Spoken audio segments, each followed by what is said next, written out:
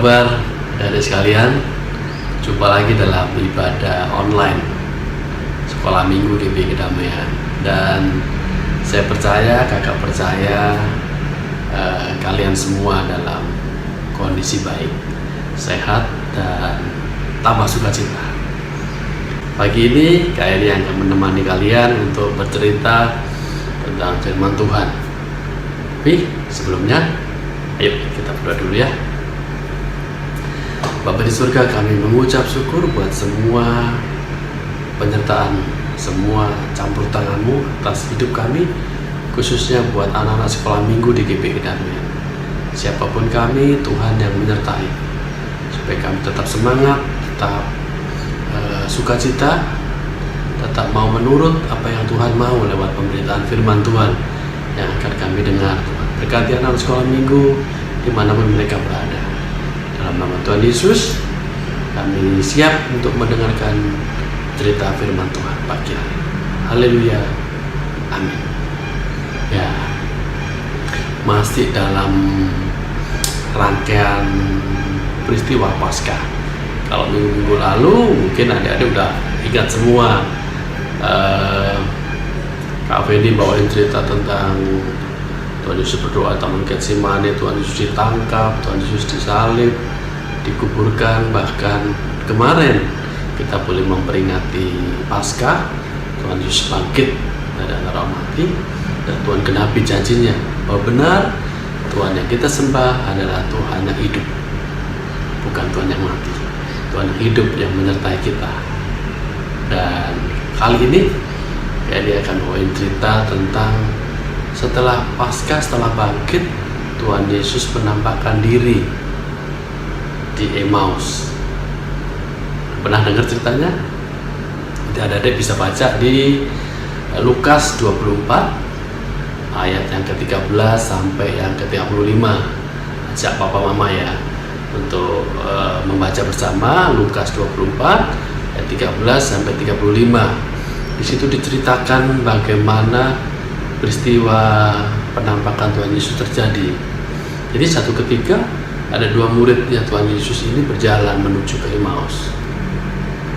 Di tengah perjalanan si murid-muridnya ini bercerita tentang kebaikan Tuhan, cerita tentang Tuhan yang dulu bersama-sama dengan dia seperti apa. Tapi ketika dia disalibkan, terus janjinya mau bangkit pada hari ketiga, dia begitu sedih, ada rasa kecewa, ada rasa kok Tuhan tinggalin dia gitu. Tapi di balik itu dia juga cerita tentang kebaikan Tuhan, apa yang Tuhan sudah kerjakan, Tuhan sudah lakukan buat banyak orang yang percaya. Tuhan sudah banyak berbuat yang baik, mujizat yang dilakukan, dan sehingga banyak orang yang percaya. Tapi si kedua murid ini masih masih kecewa, masih sedih, masih mungkin dia pikirannya udah mikirin kok nggak ada lagi ya bersama-sama dengan kita.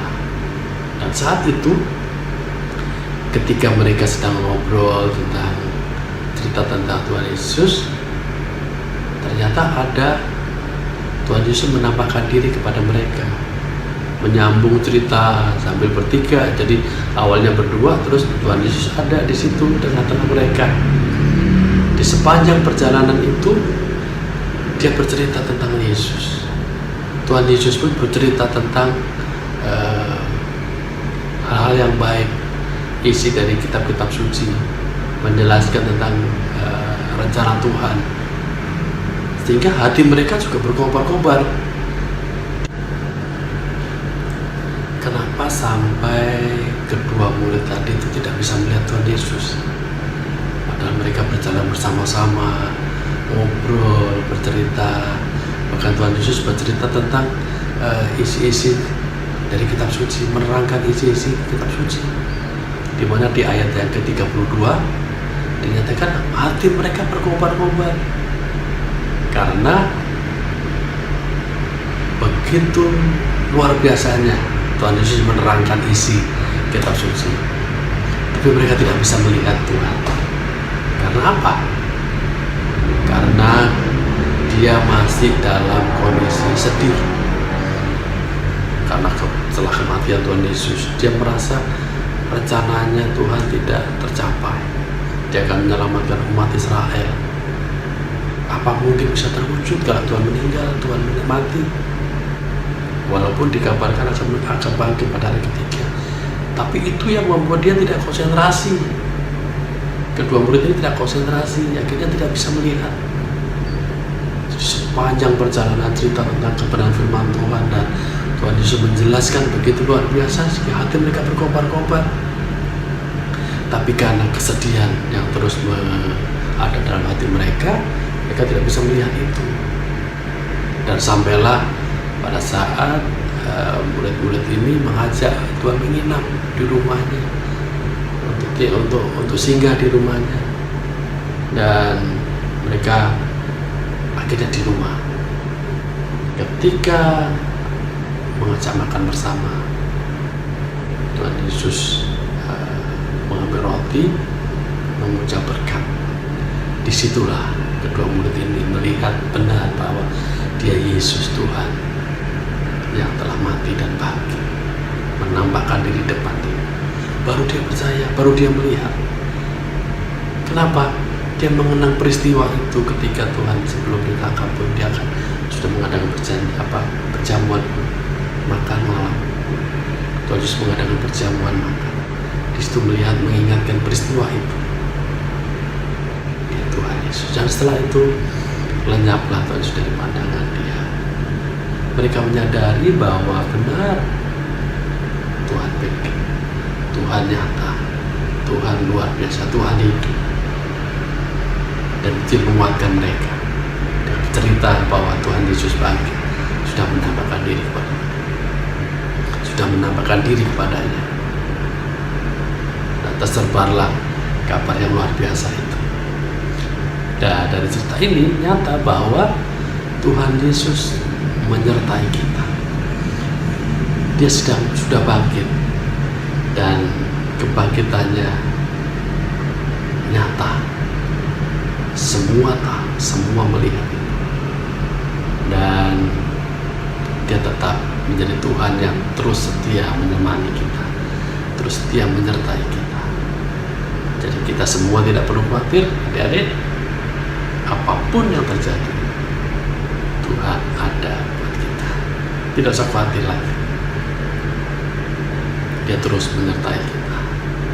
Mungkin orang tua kita, papa mama kita tidak bisa menemani kita, melihat kita, adik-adik sepanjang hari misalnya. Tapi satu hal yang tidak pernah terlelap, mata Tuhan melihat kita, menyertai kita. Dia mengutus Roh Kudus-Nya untuk menyertai kita, menguatkan kita, membuat kita percaya.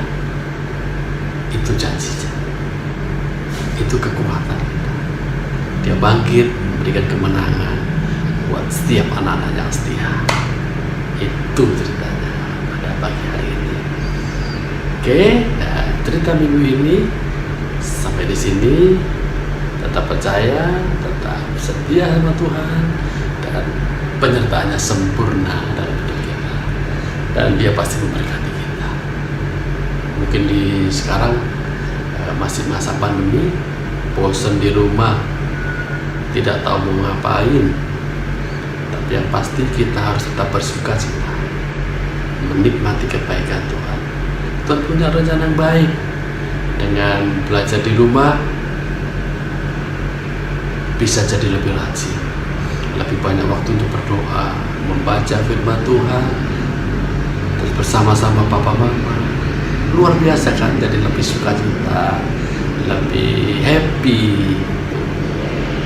Oke, sampai jumpa minggu depan. Tuhan Yesus terus memberkati kita semua. Yuk kita berdoa. Bapa di surga, kami mengucap syukur, terima kasih buat firman-Mu pagi ini, untuk mengajar kami menyadari bahwa kebangkitan-Mu nyata, kebangkitan memberi kemenangan buat setiap kami anak-Mu, dan penyertaan-Mu juga sempurna atas kami. Setiap kami anak-anak-Mu di rumah, Tuhan sertai. Tuhan campur tangan, yang sakit Tuhan sembuhkan, dalam kebosanan tetap berikan sukacita, supaya kami tetap melihat bagaimana Tuhan menolong kami, menolong papa mama kami, keluarga kami, menyertai kami semua, hindarkan kami semua dari COVID-19. Lindungi, jagai kami supaya kami dalam penyertaan Tuhan, dalam kasih Tuhan, dalam berkat Tuhan, dalam penyertaan Tuhan. Berkati semua Tuhan. Doa kami Tuhan, bangsa negara kami serahkan dalam tangan Tuhan supaya segera terbebas dari COVID-19. Terpuji nama Tuhan. Doa kami anak-anak sekolah minggu dalam nama Tuhan Yesus kami sudah berdoa dan mengucap syukur. Haleluya, amin. Oke, selamat hari Minggu, tetap sukacita, jaga kesehatan. Tuhan Yesus memberkati kita semua. Bye bye.